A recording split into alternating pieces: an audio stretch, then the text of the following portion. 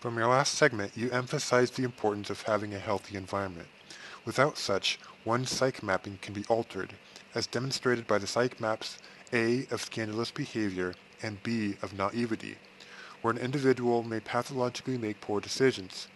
You've identified that corruption breeds in communities where influences adapt to and normalize toxic behavior, and when influences are naive or toxic themselves, their conduct may lead to psychologically abusive patterns, as you introduced in this segment the imposition of irrationality.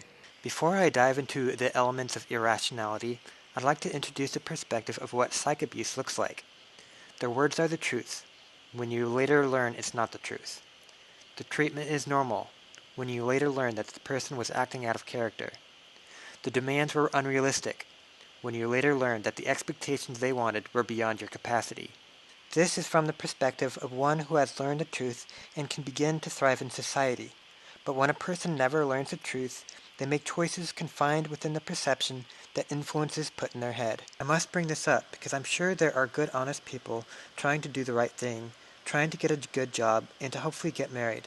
But some influences plant seeds of doubt or debilitate a person with behaviors that appear to be of a controlling nature, which, as you mentioned earlier, is stemmed from a conflict of interest. When a person's choices isn't respected, it violates the nature of one's spiritual and psychological well-being.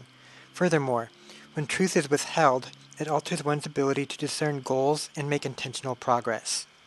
For this reason, I believe it is important to think for oneself and to be careful of what kind of information one discloses around untrustworthy sources. Now I'll continue to immerse you in more scenarios where irrationality is sustained as a person is trapped within the confines of ignorance and pathological decline. Information spoken lacks practicality. Listeners accept what is spoon-fed while ignoring contrary evidence. One's expectations ignore equipment and resources. The burden of conflict is redirected onto a victim. Listeners internalize the threats instead of identifying the problem. Influences lack fruits of character and love. Listeners are trapped in a pattern of being used and abused.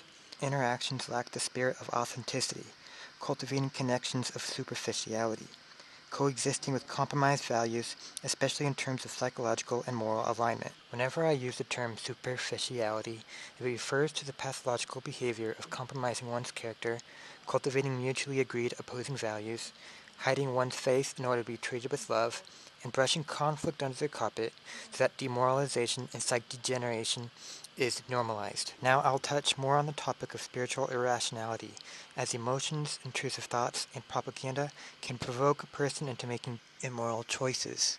Data that creates fear and influences one to make anti-Christian decisions. Data that takes away one's voice and objectifies them by statistical classification. Data that indoctrinates one to have demoralizing psych structures, exploiting someone by their mistakes, incapacitating them from spiritual growth and direction.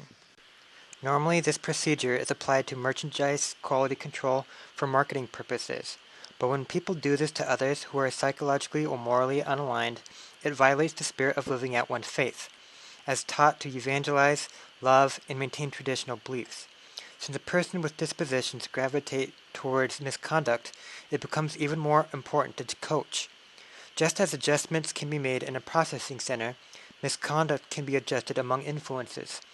The only way this can happen is if influences communicate effectively their boundaries, their conditions, and the consequences of non-compliance. Furthermore, to provide alternatives and acceptable variations for psychological maneuvering. Connect. Address the issue, disclose values, assert expectations, and establish a clear understanding of acceptable behaviors. Understanding the nature of psych mapping and intentional direction, influencers are capable of creating pathways for psychological and moral wellness, to provide resources for character development, build a relationship to know a person's dispositions. When noncompliance occurs, influencers can remind individuals of their boundaries, seek understanding of why the violation, and exercise discipline procedures accordingly. And if a person has underlying conditions where violations become a pattern, influencers are capable of diagnosing root causes and adjusting the environment accordingly. A handicapped person receives intellectual assistance. A sensitive person receives emotional support. An individual that blatantly rejects laws loses privileges, but under no circumstance should a person lose dignity, hope, or pathways towards growth. Abandoning a person to be confined within their altered psych map while sabotaging reputation, or to see the problem, choosing to say nothing and do nothing, is spiritually irrational and immoral. Furthermore, permanent disconnection is destructive, especially when apologizing isn't an option. And when this treatment is a normality, displaced authenticity is a reality.